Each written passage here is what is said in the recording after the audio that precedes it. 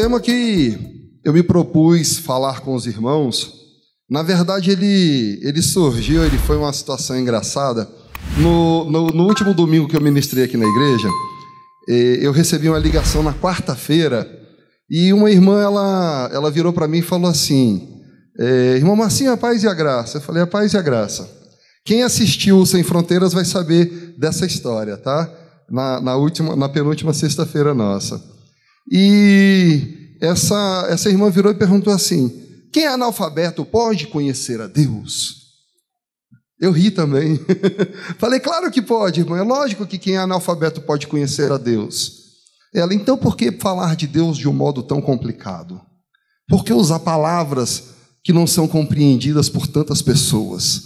Por que aqueles que ouvem não podem compreender quem é Deus e entender? Porque você lá na frente vai falar de um modo simples.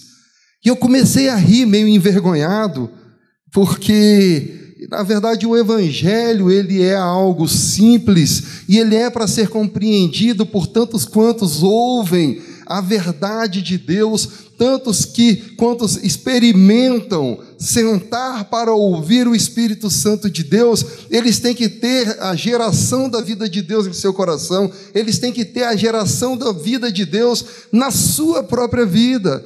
Então, por que não apresentar de uma maneira simples o Evangelho? E eu fiz uma promessa para ela, eu falei: olha, irmã, eu te prometo uma coisa, a próxima ministração que eu vou fazer vai ser a simplicidade do Evangelho. Só que eu não lembrava que a próxima ministração era 2 dias depois, que era o culto do Sem Fronteiras,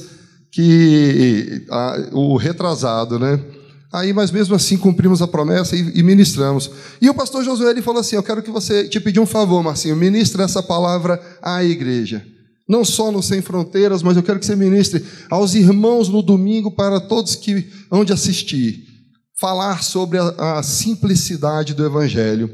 E eu tenho me pego pensando muito na simplicidade do Evangelho, no que eu poderia falar, sendo que quando a irmã abordou sobre a simplicidade do Evangelho, ela falou sobre a forma expositiva, ser simples na forma como se expõe a ministração da palavra, como se apresenta o Evangelho de Cristo. Mas eu fiquei pensando, meditando nessa palavra, e eu vi que, além da simplicidade na exposição, existe um outro fator que também é de fundamental importância na nossa realidade, para que nós compreendamos, que é a simplicidade na vivência do Evangelho, de modo que agora eu não vou falar tão somente da simplicidade na exposição, como também hei de falar sobre a simplicidade na vida. Como é a nossa vida, o nosso proceder no Evangelho de Cristo. E para isso eu gostaria que vocês abrissem as Escrituras no texto de abertura que o Marquinhos leu. 1 Coríntios 2, versos 1 a 5, por favor. E eu quero dizer que o pastor se enganou quando disse quando ele chutou que eu não pregaria sobre a morte, porque eu vou pregar sobre a morte. O que nos importa é saber qual a morte. 1 Coríntios 2, versos 1 a 5. Eu, irmãos, quando fui ter convosco, anunciando-vos o testemunho de Deus, não o fiz com ostentação de linguagem ou de sabedoria, porque decidi nada saber entre vós, senão a Jesus Cristo e este crucificado. E foi em fraqueza, temor e grande tremor que eu estive entre vós.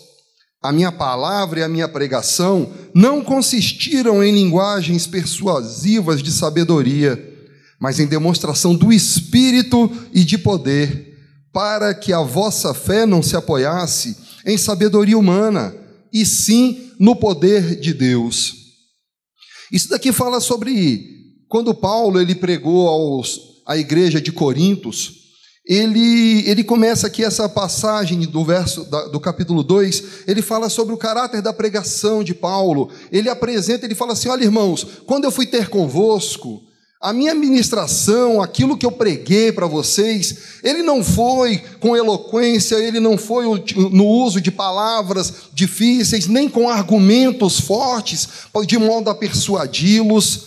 de modo a utilizar o conhecimento que é humano, a força humana, a força da oratória, a força daquilo que se diz, porque tem pessoas que conhecem têm esse poder de, pela persuasão, pela oratória, de induzir as pessoas a fazerem aquilo que elas querem. Elas dominam a pessoa de um modo tal que nós vemos estádios cometendo atos, fazendo coisas. Nós assistimos muitas vezes no ID, né, aquele canal de crimes. Ele fala sobre pessoas que levam um monte de gente a cometer atos tão absurdos em nome da defesa de uma fé. E ali, quando mostra aqueles vídeos, nós vemos o tanto que o ser humano ele pode ser levado a praticar atos, e ele acredita piamente que está agradando a Deus, está fazendo a vontade de Deus.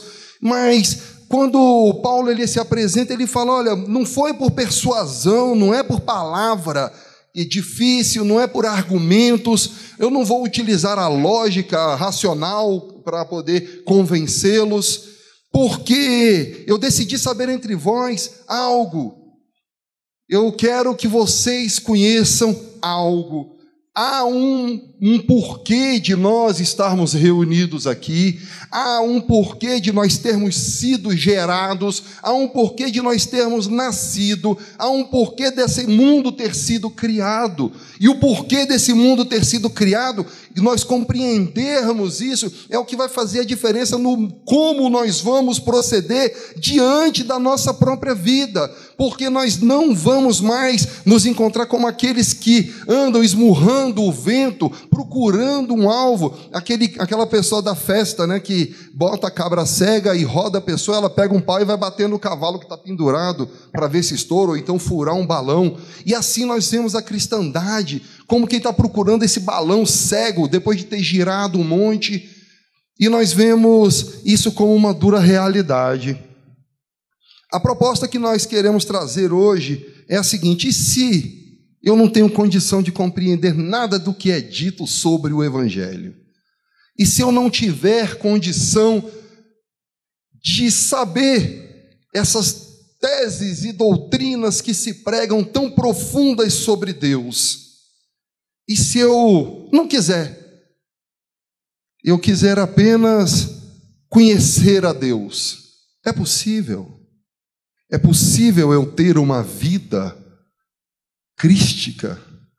É possível eu viver a essência daquilo que é o próprio Deus, se eu não estiver me dedicando à letra? É essa a questão.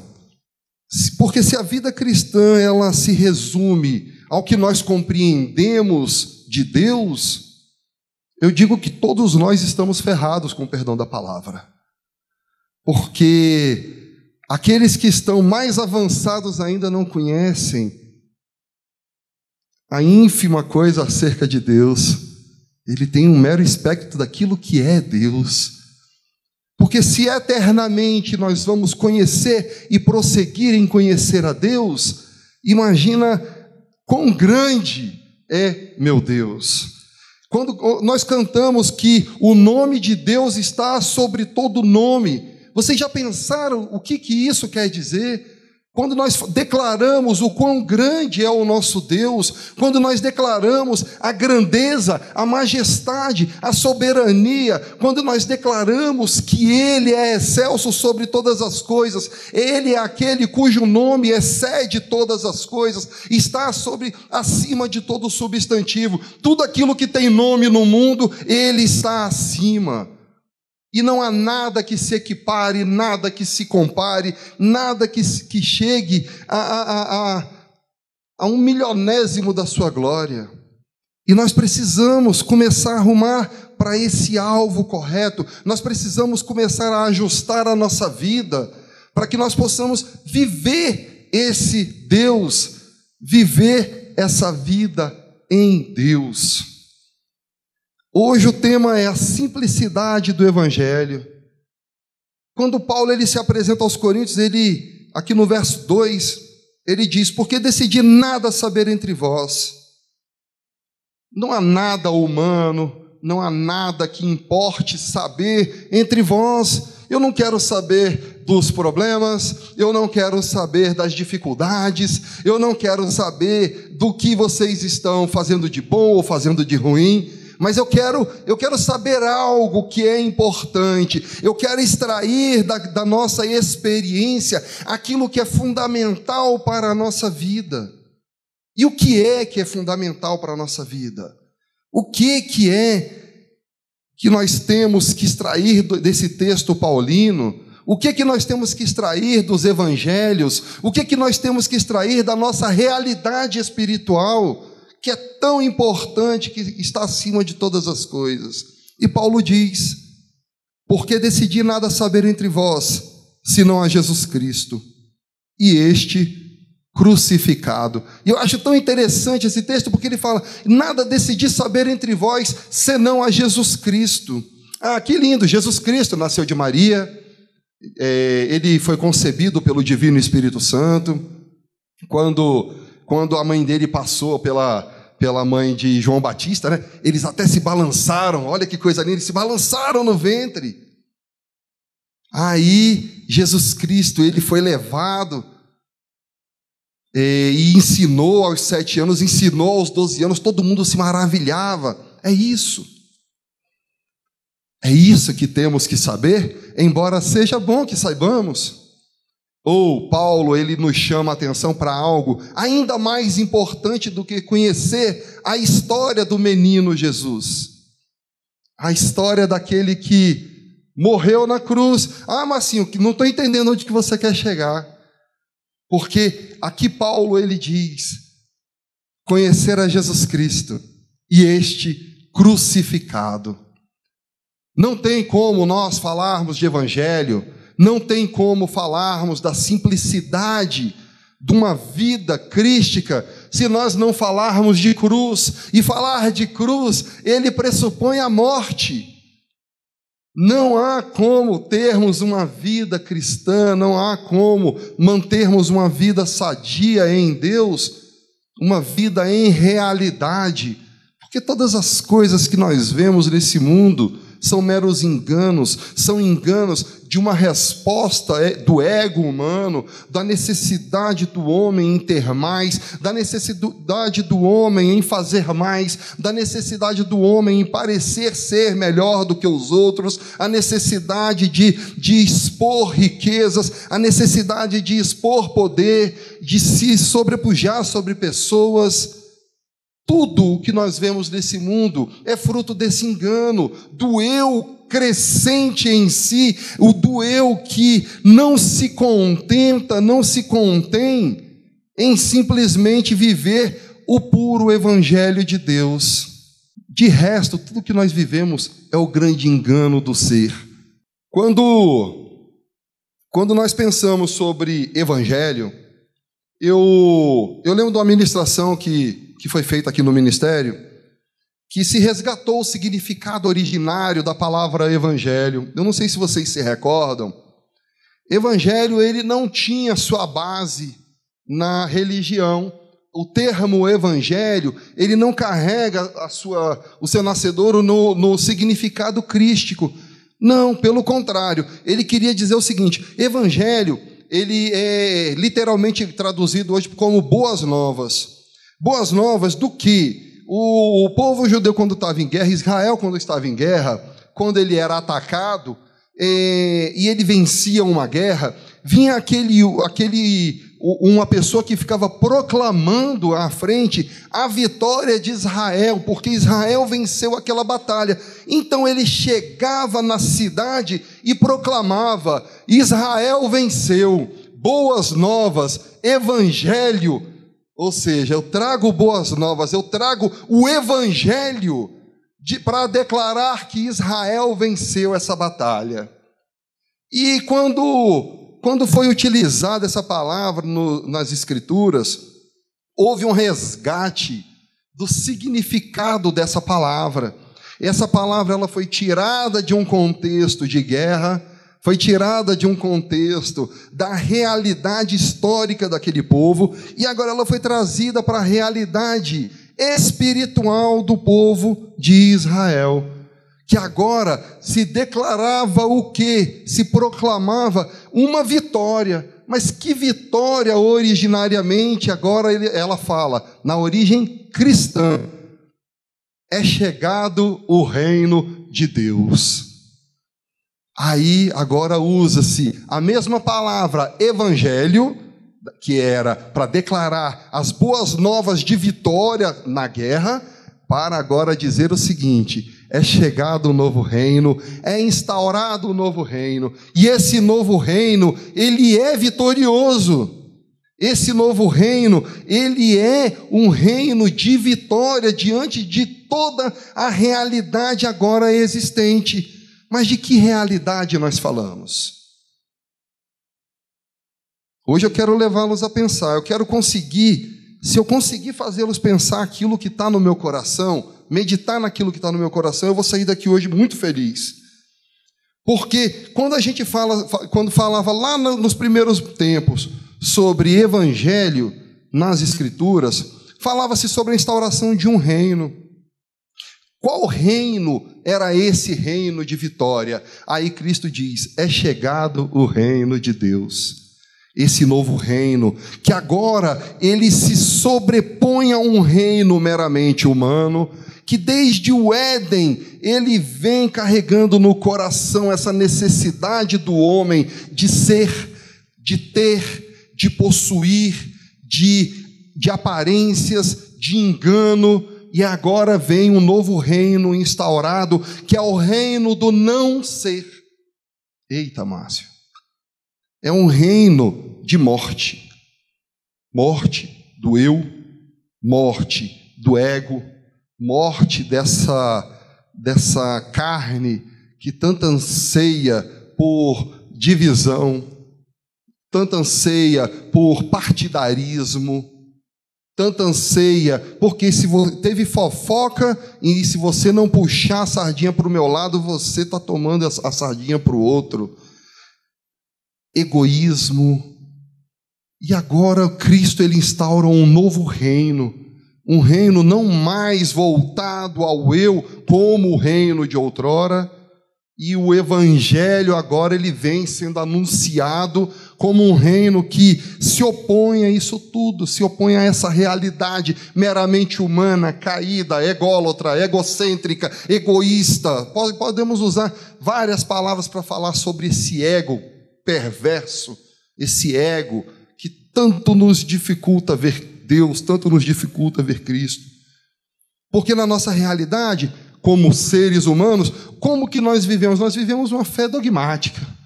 Porque em defesa da minha fé, eu vou passar por cima de quantos forem. Eu vou odiar em defesa da minha fé. Eu vou praticar o mal.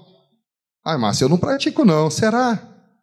Será que nós não fazemos, mesmo de modo inconsciente, na defesa da nossa fé? Deixe um irmão fazer algo que você desaprova. Deixe alguém optar pelos vínculos do amor. Quantas foram as pessoas que nós afastamos por dogmas? Quantas pessoas nós afastamos por causa da crença do nosso coração? Quantos foram aqueles que, ao invés de acolherem amor, nós expulsamos da nossa vida porque nós não soubemos olhar para as fraquezas, olhar para as dificuldades, olhar para as mazelas da alma daquela pessoa que, ao invés de tapa, ela precisa, na verdade, de uma mão estendida, ela precisa do afago de quem já recebeu mais de Deus, e tendo recebido mais de Deus, compreende a sua responsabilidade em entender a fraqueza do seu próximo. Mas não, aí nós utilizamos o nosso conhecimento para pisar naquele que está caído. O evangelho de Cristo, o evangelho do reino se opõe a isso.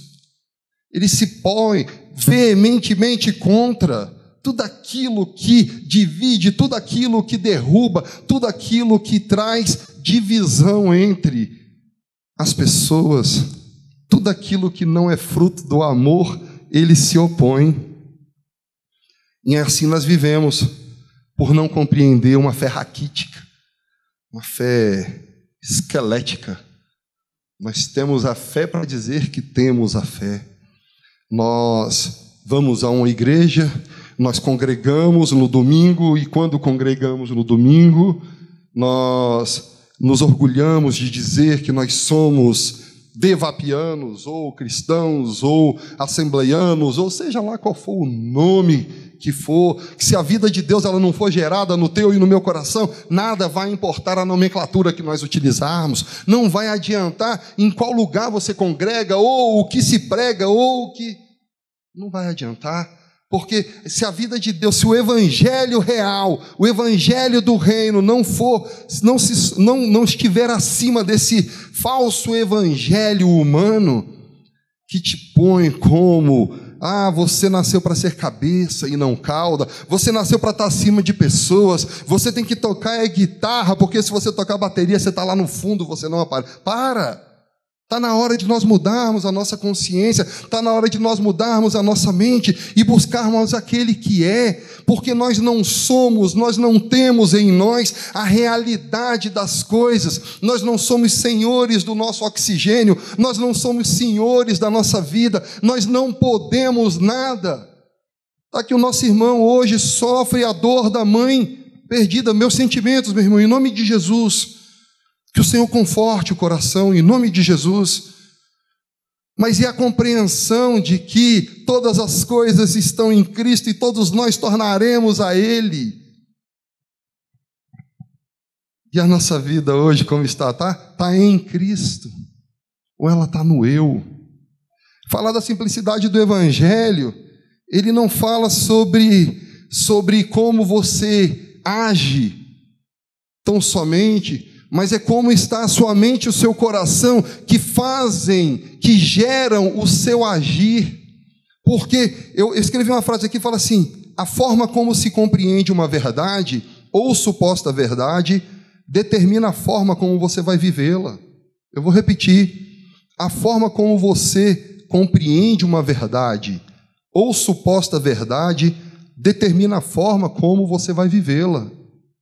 Porque se você olha Cristo como sendo o Cristo histórico tão somente que morreu na cruz e que agora, porque você levantou a sua mão, você agora é redimido, você é salvo, porque você um dia esteve na frente de um sacerdote de Deus, um homem melhor do que os outros, não é assim que dizem que o pastor é?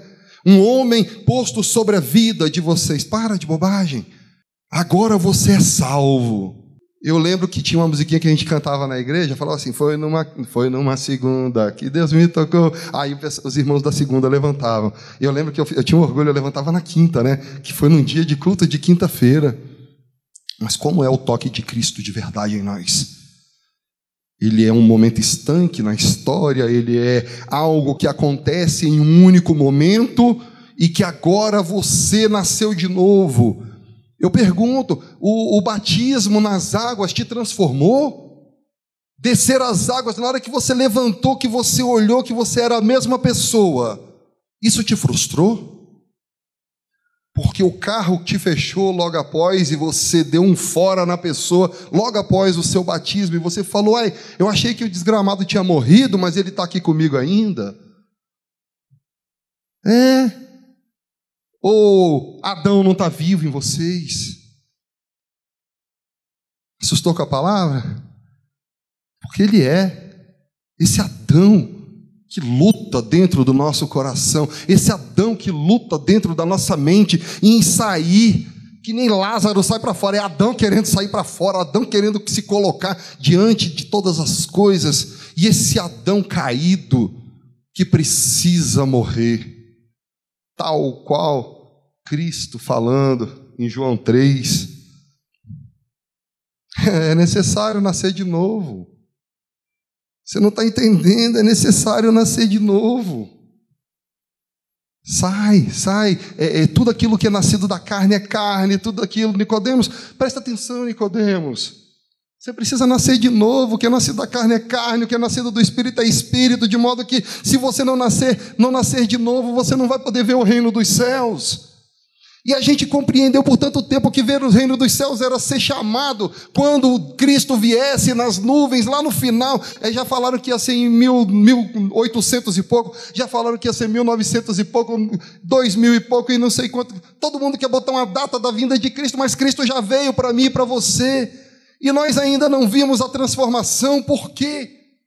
Por que nós ainda não vivenciamos essa transformação? Porque nós queremos esperar no momento escatológico, no momento do final de todas as coisas, quando na verdade a vida em realidade é algo para hoje. Nós precisamos viver o Cristo de Deus.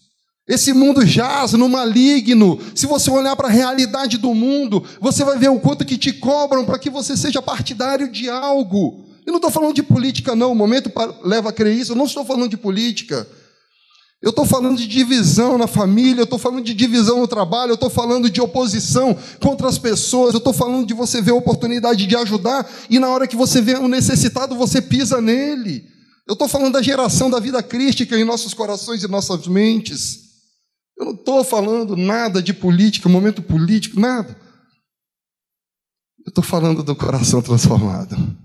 Eu estou falando de largar aquele evangelho de Israel que venceu a guerra humana, porque a guerra humana, toda guerra humana que a gente vence, nos enche o ego, não é assim? Eu sou o cara, eu sou bom, eu quando digo que vou fazer tal coisa, eu faço, eu quando quero fazer assim, eu faço. Aí Cristo olha para a gente, fala assim, vocês não entenderam nada. Está lá Cristo com os seus discípulos e a multidão, primeira multiplicação dos pães, segunda multiplicação dos pães. Aí Cristo vira para os discípulos e fala assim, olha, cuidado com o fermento dos fariseus. Aí um cutuca o outro e fala assim, ixi, ele está falando, é porque a gente não comprou pão, ó. E agora? Aí Cristo olha para eles e fala assim, como vocês não compreenderam ainda? Como vocês podem não ter compreendido as coisas? Como nós podemos não ter compreendido as verdades acerca do reino de Deus? E a resposta para isso é que nós estamos com os olhos voltados para aquilo que é passageiro, aquilo que é realidade nessa vida humana. E nós precisamos agora voltar os nossos olhos não para esse evangelho humano, mas para aquele evangelho crístico, aquele evangelho que traz transformação, aquele que nós temos uma matriz canônica, nós temos uma matriz em que nós seremos moldados. Eu sei que eu já falei isso aqui algumas vezes, mas eu vou falar de novo. Quando eu era criança, a gente tinha aquele molde do Pateta, do Mickey e da Minnie, né? Aí a gente fazia aquele gesso bem molhado e jogava dentro daquele molde, né? E quando eu jogava o gesso no molde do Pateta, por incrível de que pareça, saía o Pateta. Quando eu era do Mickey, saía o Mickey. Por quê? Porque o molde é aquilo com que nós seremos transformados. Quando se fala de amoldar, não vos amoldeis ao mundo, ele fala para você não tomar a forma desse mundo. Quando ele fala para que Cristo ele seja o nosso molde, para que Cristo ele seja o nosso alvo de geração, a morte do eu para a geração da vida de Cristo. Ele fala de um molde, ele fala de um padrão, ele fala de uma realidade que deve ser buscada por cada um de nós. Ele fala de uma realidade que deve ser gerada em nossos corações, um desejo, um anseio. O problema é que esse conceito de evangelho real, evangelho do reino, ele nos leva a pensar em alguns aspectos. Ele nos leva a olhar para a nossa realidade e querer extrair aquilo que é realidade em Deus e não mais realidade nesse mundo. Porque tudo aquilo que é carne tem que ficar de lado. E nós temos que ter uma opção, nós temos que fazer agora a opção de que estilo de vida nós vamos levar. Melhor, não é estilo de vida. Qual vida nós vamos ser? Porque a questão, se o evangelho do mundo, Ai, Marcinho, evangelho do mundo. Vocês duvidam que exista um evangelho do mundo? As boas novas de vitória humana, a vitória daquele que te põe sobre todos, levando vantagem em todas as relações, levando vantagem em tudo aquilo que se faz, você se sobrepujando sobre as pessoas, você matando as pessoas com palavras. É melhor, tem gente que é tão boa com as palavras que ela enfia uma faca sem encostar e ela vai matando a alma da pessoa, ela vai destruindo a pessoa por pura perversidade no coração. E como uma semente crística que nós devemos ter nas nossas vidas, nós temos que agora olhar para essa realidade e sem orgulho, sem vaidade, sem nenhuma hipocrisia, falar assim: eu consigo enxergar a fraqueza do meu irmão, eu consigo enxergar que ele precisa de ajuda,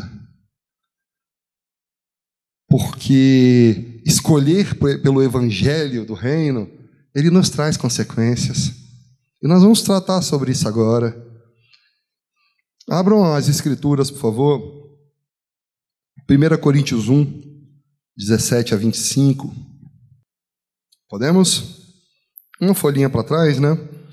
Porque não me enviou o Cristo para batizar, mas para pregar o evangelho, não com sabedoria de palavras, para que não se anule a cruz de Cristo.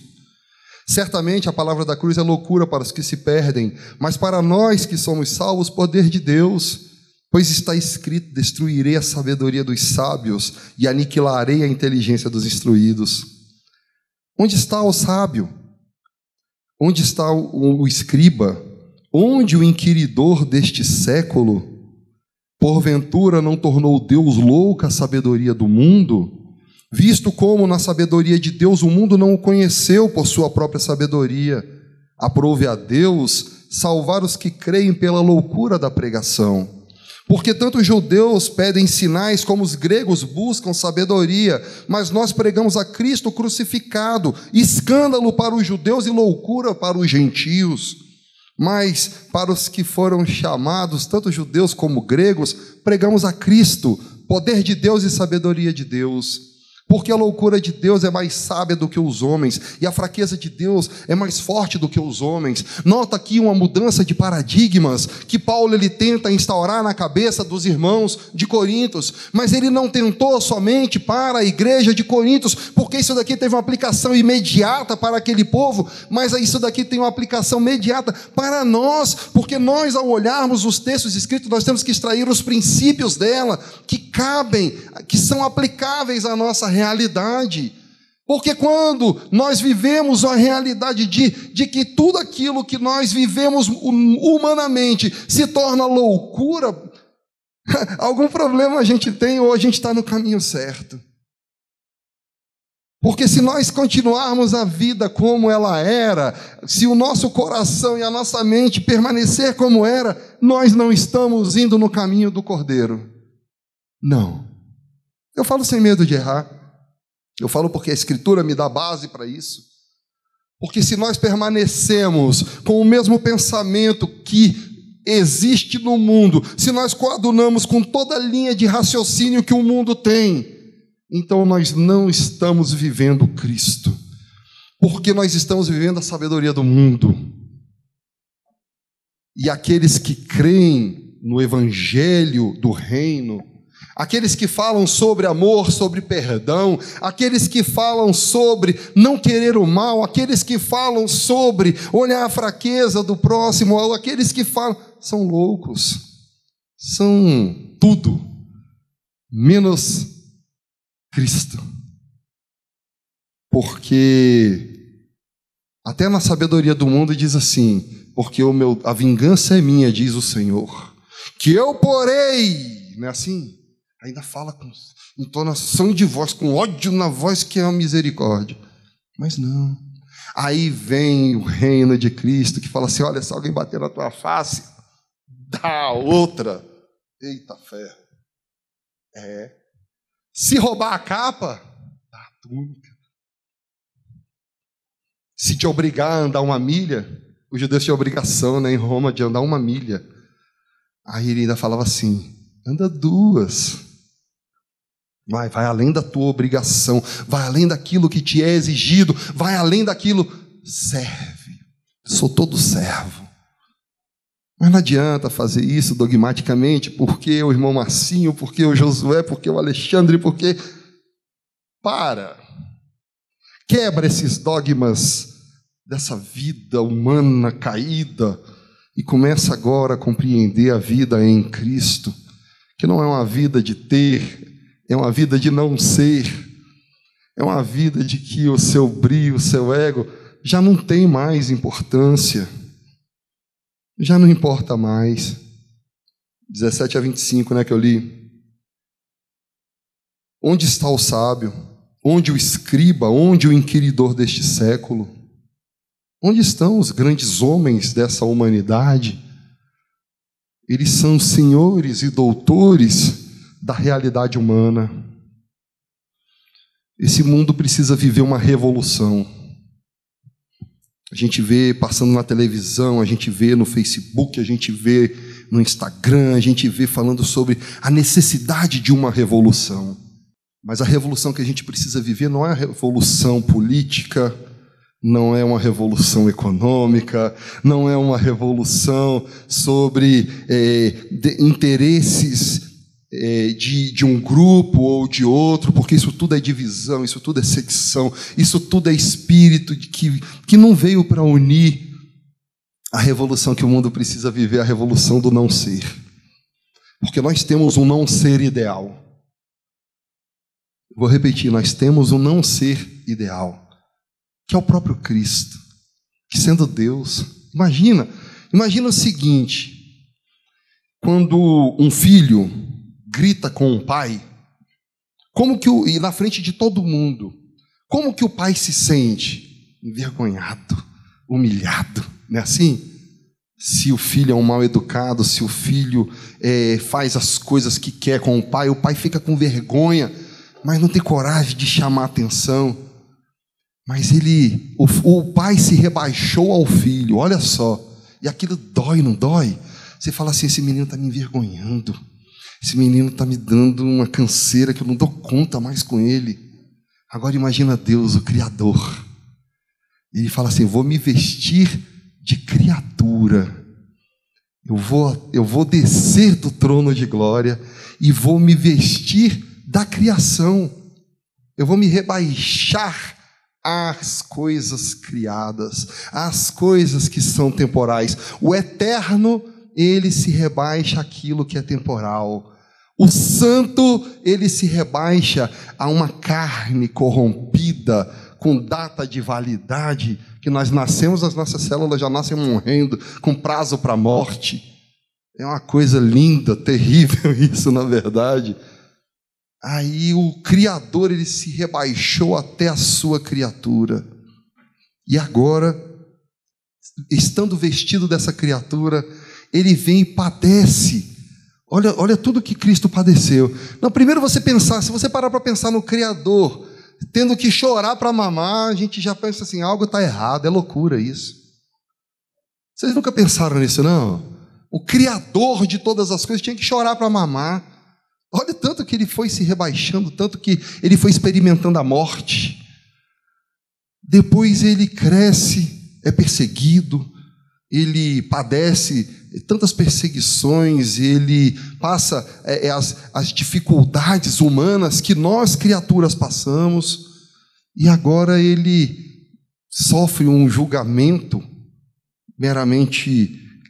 um julgamento caído, e ele ali vai como uma ovelha muda para o matadouro, um julgamento viciado. Eu lembro que na faculdade a gente estudou o julgamento de Cristo, os vícios do julgamento de Cristo. Eu lembro que, inclusive, teve até uma reportagem, um texto, né, uma super interessante na época, que fizeram uma análise do julgamento de Cristo.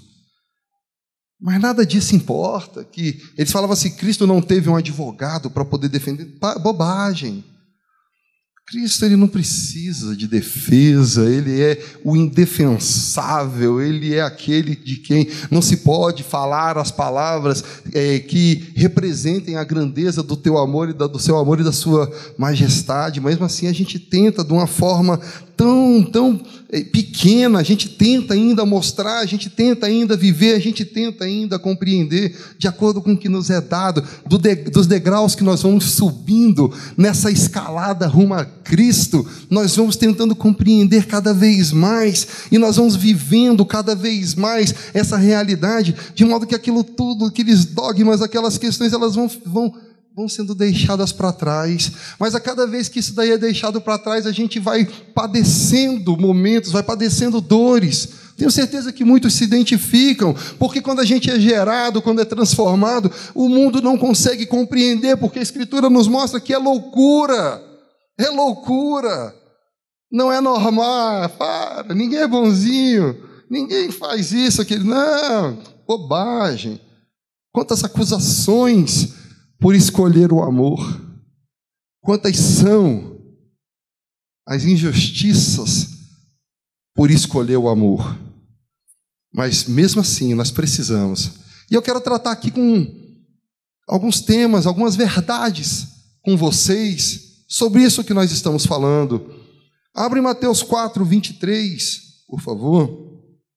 Nós vamos ler dois textos, Mateus 4, 23 e logo após Mateus 3, 10, que eu quero falar da primeira verdade. É claro que eu não vou esgotar as verdades, eu separei 5 pequenas verdades sobre essa nossa caminhada, sobre a nossa realidade nesse evangelho que deve ser simples, mas assim você está complicando tanto falando essas coisas. Não estou não, vocês vão compreender quando a gente chegar no fim.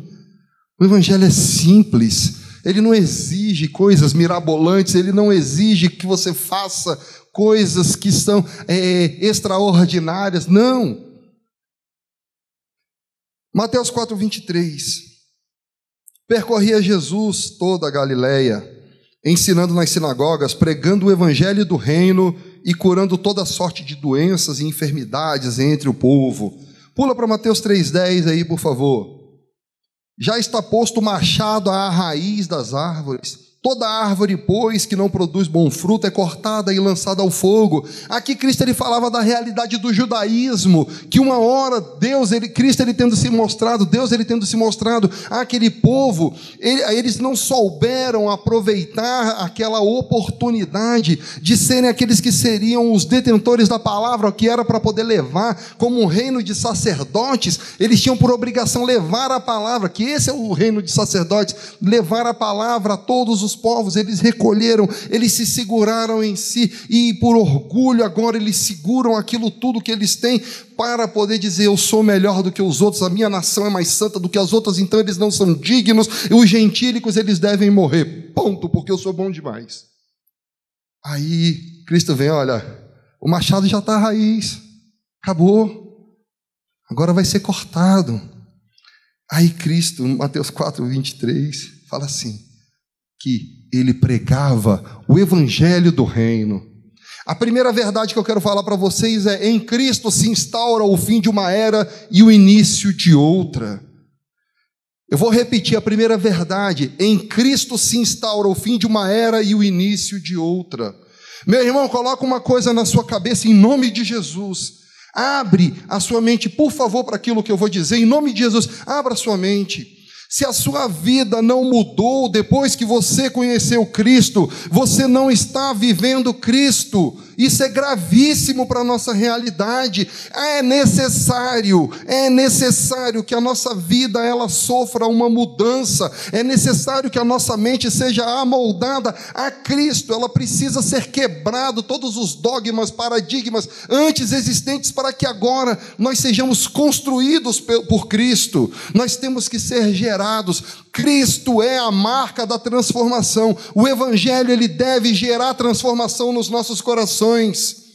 Tá bom, Marcinho, mas eu já fui transformado, eu não bebo, eu não fumo, eu não vou para barzinho, mas o teu coração continua podre, imundo, você continua querendo desejar o mal para os outros, porque é isso que importa.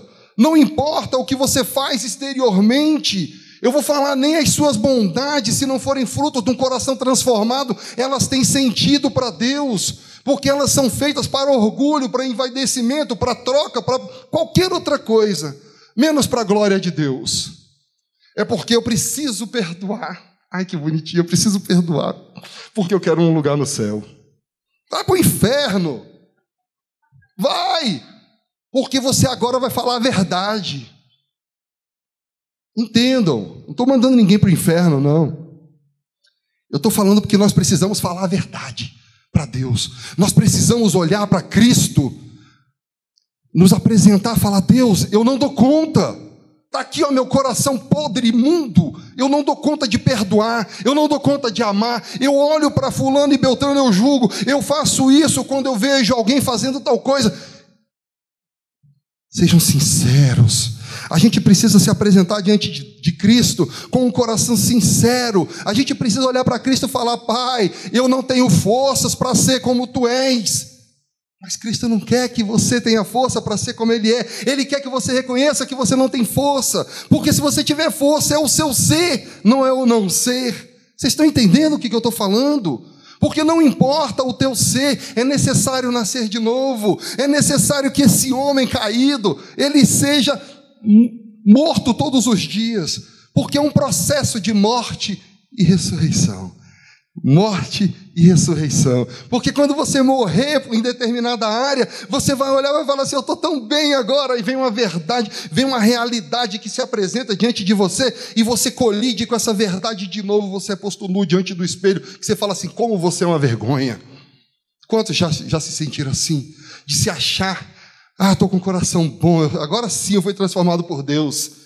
Aí, dá 10 minutinhos, acontece algo que te expõe a natureza adâmica caída, expõe a sua mente, que ainda está no ego, no brio, que expõe o seu coração, que ainda está tão enclausurado no ódio, no rancor, na ira, no egoísmo. Cristo, ele não veio para dar fim a uma era de coisas exteriores. Ele veio para transformar uma vida interior. A marca do verdadeiro cristianismo, do verdadeiro evangelho, aquele que declara: é chegado o reino de Deus, ele tem que ser um evangelho de transformação.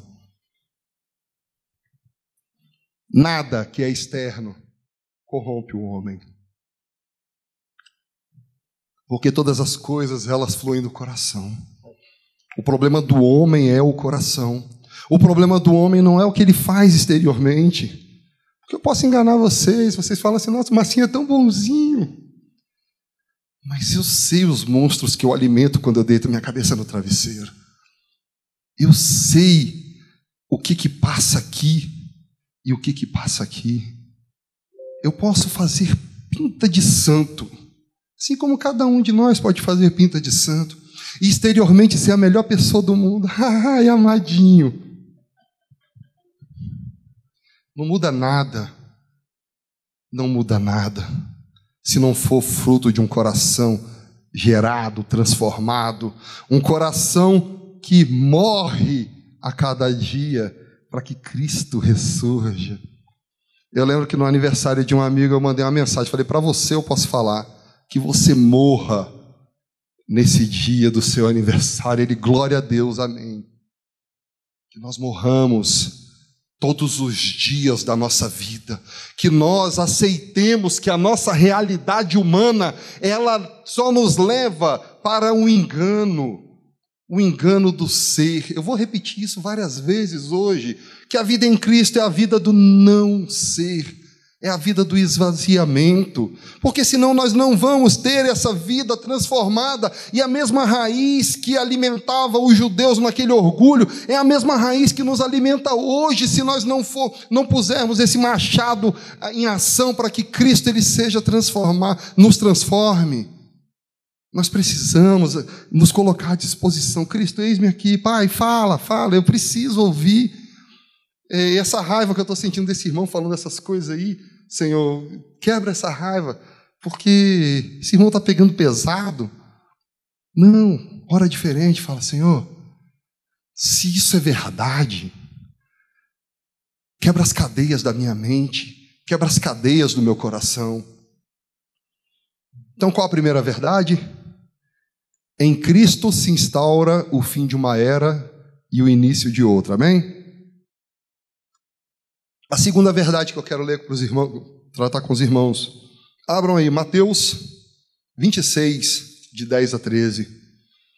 Mas Jesus, aqui a realidade aí dessa passagem é que Cristo estava para ser crucificado e a mulher vai, pega um óleo, né, um unguento e unge a Cristo.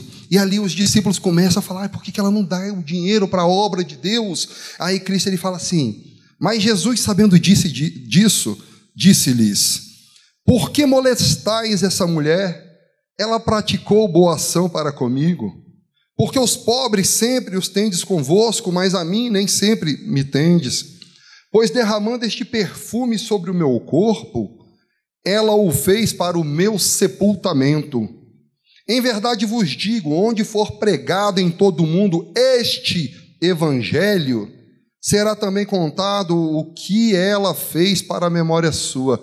Este evangelho ele aponta a algo muito próximo. A que ele está apontando? Cristo falou de algum evangelho? Ele falou de algum evangelho? Ou ele falou do próprio sepultamento? Ele falou da própria morte? Vamos ler o texto? Pois derramando este perfume sobre o meu corpo, ela o fez para o meu sepultamento, ou seja, para a minha morte. Em verdade vos digo, onde for pregado em todo o mundo este evangelho, será também contado o que ela fez para a memória sua. A segunda verdade que eu quero tratar com os irmãos é: o evangelho está ligado à morte. O evangelho está intimamente ligado à morte. Mas não é a morte física, a morte da carne, mas ele fala sobre a morte do ser, o esvaziamento. Nós passamos semanas aqui falando sobre a tal da kenosis. Palavra complicada, palavra difícil para poder dizer assim: você precisa se esvaziar do seu ser, você precisa ser menos você para que Cristo seja mais em ti. Porque quando nós olhamos para Cristo, aquele Cristo que ama, perdoa, aquele Cristo que estende a mão, aquele Cristo que alimenta, aquele Cristo que recebe os pecadores, aquele Cristo que se assenta com os escarnecedores, não para escarnecer, mas para poder mostrar vida, para mostrar o amor, aquele Cristo que divide o próprio pão, aquele Cristo que gera vida onde quer que vá. Quando nós olhamos para esse Cristo, nós temos que falar: eu preciso ser transformado a ponto de ser como Cristo era. Eu preciso ser transformado da forma como Cristo era. Porque Ele não só era, Ele é. E potencialmente tudo isso está dentro de mim, tudo isso está dentro de você. Essa verdade que o evangelho está ligado à morte. Olha para o ser humano, olha para a realidade do ser humano. Olha quanta dissensão, olha quanta briga, olha quantos problemas o ser humano criou. Eu botei um exemplo no culto do Sem Fronteiras. Eu falei: cara, pega o seu carro e vai dirigindo, tá na faixa da esquerda, e vai na velocidade menor da via. Se alguém pedir passagem, o que você faz? Ah, eu vou sair porque ele está apressado, problema, não me interessa porque ele está apressado. Ou você faz assim: palhaço, fica colando o carro no meu. Um exemplo tão pequeno, mas que mostra a realidade do nosso coração. Eu vou sair da frente, ele está com pressa, o problema é dele, saísse antes. Não é assim que funciona? Ou eu estou exagerando? Isso mostra como é o nosso coração egoísta, ególatra. A gente acha que a gente é o centro da história do mundo, quando na verdade a gente não é o centro da história do mundo. Cristo é, e os nossos atos, eles devem ser exteriorizados de modo tal que essa transformação da nossa mente e coração, elas retratam o amor de Cristo. As pessoas têm que olhar para a gente e enxergar Cristo. Porque o que custa sair da frente do carro? Você ir para a faixa da direita e a pessoa que está com pressa ultrapassar. E ainda tem mais: se o carro da pessoa for melhor que o teu, aí ferrou de vez.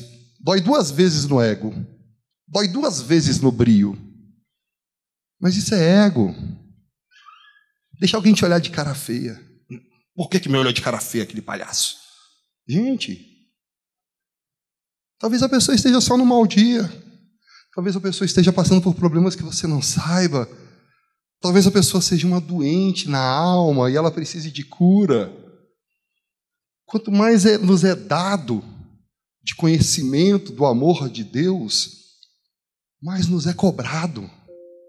Quanto mais nós vivermos o conhecimento crístico, nós seremos cobrados nessas coisas. Porque o Evangelho está ligado intrinsecamente à morte. Não se fala de Evangelho sem cruz. O problema é que a gente pensa na cruz 2000 anos atrás que Cristo carregou. Não é isso. A cruz ele é um símbolo. Embora a realidade, ele é um símbolo, ele é o símbolo do esvaziamento maior daquele que era, daquele que sendo Deus, ele não se deu por usurpação ser igual a Deus, mas tomando forma de servo, se esvaziou, e tendo se esvaziado, ele foi julgado, condenado, ele foi condenado injustamente como ovelha muda, ele foi para o matadouro e ele suportou todas as coisas em amor. E nós precisamos agora aprender que a nossa mente precisa ser conduzida por esse caminho. Meus irmãos, eu sei que quem ouve essas palavras pensa, isso daí é loucura, eu vou para outra igreja que fala que eu tenho que ser cabeça e não cauda. Eu vou para outra igreja que diz que eu tenho que tomar as coisas à força, porque o reino de Deus é tomado à força, então eu vou tomar esse reino aqui, porque agora sim eu vou ser poderoso nesse mundo. Mas esse mundo não é reino de Deus.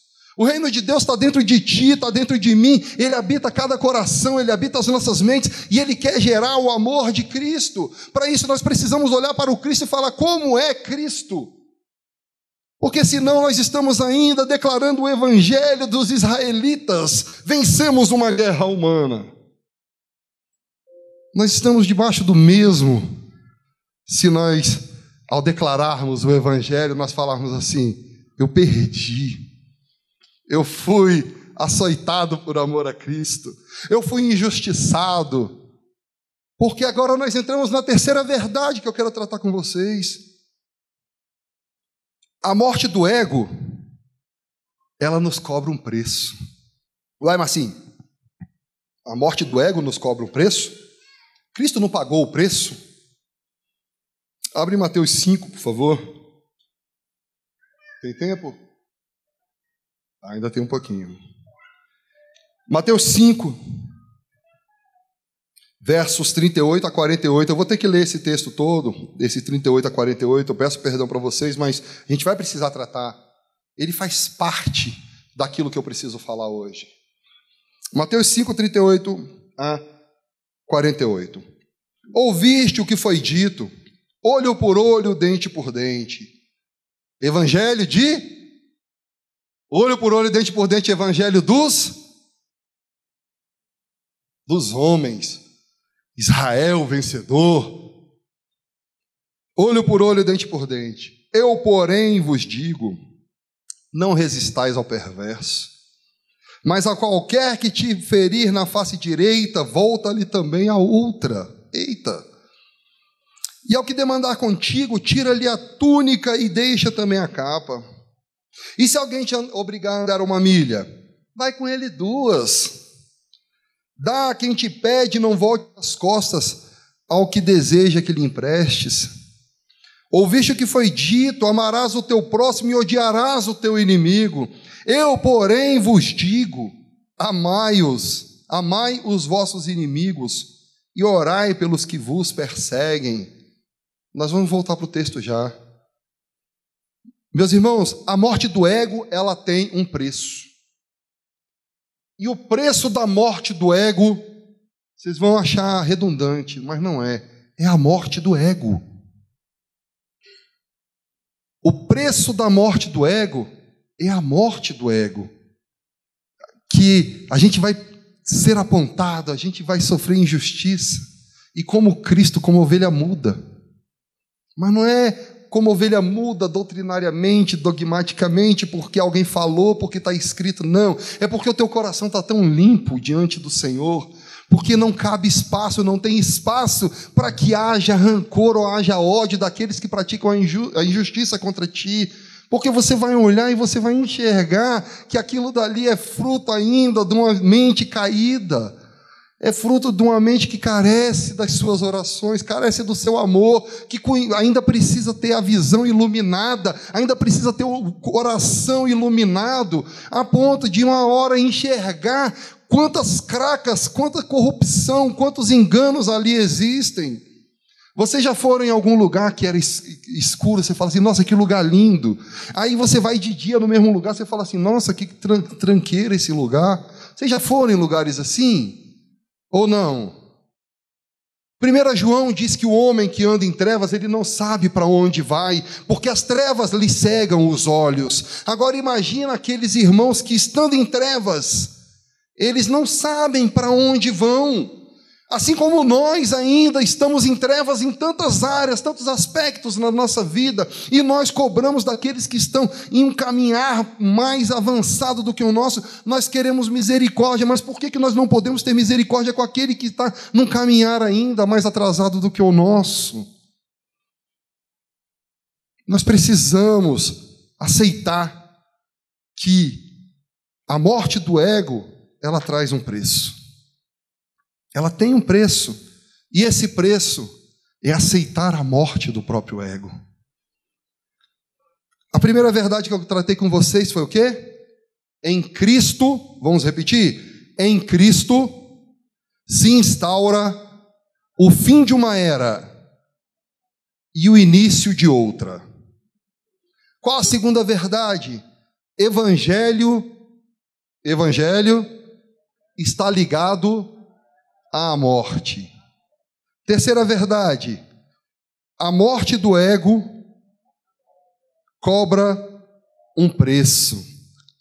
Abram Isaías 53:7, por favor. Não vou passar do meu horário, tá? Isaías 53:7. Esse texto é neotestamentário. Embora ele esteja no Velho Testamento, ele é um texto do Novo Testamento. Ele é um texto que fala do Cristo que nós estamos pregando, aquele de quem Paulo diz que é o que importa saber entre a igreja de Corintos, é aquele que importa que nós conheçamos, porque todas as outras coisas elas são secundárias. Na verdade, as outras coisas elas virão como consequência dessa vida crística que agora nós temos que caminhar. Isaías 53:7, ele foi oprimido e humilhado, mas não abriu a boca. Como cordeiro foi levado a matadouro, e como ovelha muda perante os seus tosqueadores, ele não abriu a boca. É difícil. É difícil. Enquanto a gente se agarrar no nosso ego, enquanto a gente não aceitar o evangelho do reino, enquanto a gente não abdicar do eu, do ser, e a gente aceitar o não ser, isso daqui vai ser loucura para a gente. Só que sendo loucura para a gente está enxergando tal qual os gentílicos que não tiveram ainda a visão clareada, clarificada por Deus. Se a gente acha que isso daqui é loucura, o nosso coração ainda não foi transformado para entender o que é essa relação crística em nós. E nós estamos enxergando da mesma forma que aqueles que, estando num pensamento do mundo, num pensamento ainda tomado pelo ego, pela vaidade. Porque se nós não concordarmos com isso daqui, outra pessoa falou uma coisa assim, eu não concordo com isso. Eu falei, briga com Paulo, briga com Pedro, briga com João, briga com Cristo, mas comigo não. Porque o que está escrito é isso. E eu vou levar a sério o que está escrito. Tende em vós. É assim que diz, tende em vós o mesmo Espírito. Vamos para a quarta verdade? Vocês estão compreendendo? A quarta verdade. Romanos 13:10.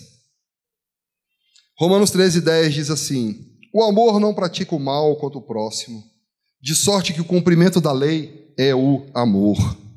A quarta verdade é que o amor é o cumprimento da lei e a razão de ser da nossa existência. Essa é a quarta verdade, que, vou repetir, o amor é o cumprimento da lei e a razão de ser da nossa existência. Se os nossos atos não estiverem pautados no amor, nós estaremos simplesmente criando uma nova religião. Nós estaremos criando novos dogmas, novas doutrinas. Se o amor é o cumprimento de tudo aquilo que foi dito sobre Cristo, tudo aquilo que é a nossa realidade imaterial, espelhada na nossa realidade material, humana, temporal, historiológica, geográfica, essa nossa realidade temporal. Nós nascemos em uma determinada época, nós fomos inseridos numa família, nós crescemos e buscamos determinado trabalho, e agora, ali nós nos relacionamos com pessoas, e nos estudos nós nos relacionamos com pessoas, e nesse mundo nós nos relacionamos com pessoas, nós conhecemos, nós amamos, odiamos, brigamos, e aquela gama de situações que envolvem a vida humana. Mas aí um dia o Evangelho, ele toma conta da nossa cabeça, do nosso coração, e nós começamos a falar, cara, se todas as coisas elas devem ser pautadas no amor, por que eu tenho querido tanto mal de A ou B? Mas fulano fez isso comigo, não importa. Não importa. O amor não cobra, o amor não exige, o amor não faz querendo troca, o amor, ele é simplesmente doação. O que estiver fora disso, observem novamente se é o amor de Cristo ou se é o amor limitado, humano, se é o amor que ele vem pautado, limitado pelas barreiras, pelas muralhas que nós construímos nos nossos corações e nos nossos relacionamentos. Porque o verdadeiro amor, o amor de Cristo, ele nos dá condição de viver tudo isso daqui que nós estamos falando. E aqui nós partimos para a quinta e última verdade. Como eu disse, eu não estou esgotando as verdades, mas eu separei 5 verdades apenas para poder tratar sobre a simplicidade do Evangelho, que diz que em Cristo tudo isso é possível. Porque parece que é tão impossível para nós, mas 1 Pedro diz que todas as coisas concernentes à vida e à misericórdia, à piedade, já nos foram dadas em Cristo. Tudo isso potencialmente já habita o teu coração, mas para uma semente nascer, para uma semente germinar, ela precisa primeiro morrer. Deixa essa semente no seu coração tomar conta. Deixa teu coração morrer para o eu. Deixa teu coração morrer para o ego, que você vai ver essa semente ganhando corpo, essa semente crescendo. Aí nós vamos olhar para o que Cristo diz, fala assim, é necessário que vocês deem fruto. E os frutos que Cristo espera de nós são os frutos do amor, não é outro fruto. Ah, não, mas eu vou fazer... Para! Olha para dentro de si. Sonda sua mente, sonda seu coração.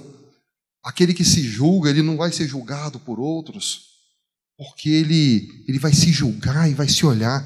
Eu sempre falo isso. Imaginem-se nus diante do espelho com a luz acesa em cima de você.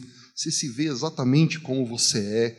Você precisa se apresentar despido diante de Deus. Você precisa arrancar as vestes de justificação que você costuma colocar. Isso é do ser humano, não estou falando que vocês somente fazem, o ser humano faz isso. A gente se justifica, a gente quer fazer todas as coisas para poder dar um peso de santidade e justiça diante de Deus nos nossos atos, nas nossas fraquezas, nas nossas angústias, nas nossas mazelas. O tema é a simplicidade do Evangelho. Você não precisa fazer nada para viver o Evangelho. Você só precisa não ser.